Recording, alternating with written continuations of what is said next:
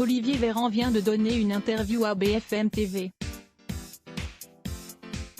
Le samedi 5 septembre 2020, le ministre de la Santé s'est livré sur sa gestion de la crise du coronavirus, des débuts de la pandémie à aujourd'hui, alors que le nombre de cas en France repart à la hausse et que les mesures sanitaires sont de plus en plus difficiles à faire respecter. Face à Ruth Elkrief, le ministre s'est remémoré plusieurs instants où il a pris conscience de la force de ce virus. Alors aussi j'appelle pour parler à mes enfants qui sont à Grenoble et je réalise en leur parlant que je n'allais pas les voir pendant des semaines et que, oui, papa va fermer les écoles, comme ils me l'ont dit, a raconté Olivier Véran lors de l'entretien. Les lointains prémices du confinement. Tous les Français l'ont vécu. Je n'ai pas vécu quelque chose de différent. Cette émotion était collective mais à la fois individuelle, a développé le compagnon de la députée Lorraine Coralie Dubost, l'occasion pour Olivier Véran d'en dire plus sur sa situation personnelle.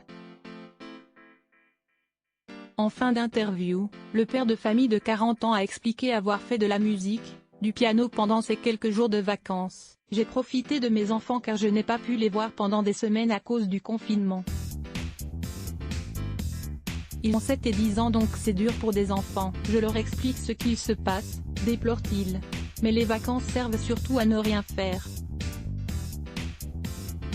Je profite des miens, je lis ou je regarde des séries quand j'y arrive. J'ai des abonnements à des plateformes comme beaucoup de Français et je vais m'abrutir devant des séries, pas forcément des plus intelligentes, mais ça fait du bien, a raconté le ministre, connecté, qui n'en a pas plus sur le contenu de son catalogue Netflix.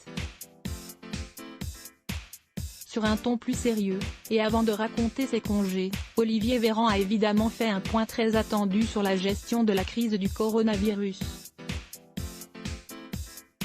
Dans les 15 prochains jours, il y aura une augmentation du nombre de cas graves d'hospitalisation et d'admission en réanimation, a-t-il expliqué, en toute transparence. Il faut être extrêmement vigilant, a-t-il rappelé, tout en annonçant que l'accès aux tests devrait être facilité avant la fin du mois. Let's block ADS.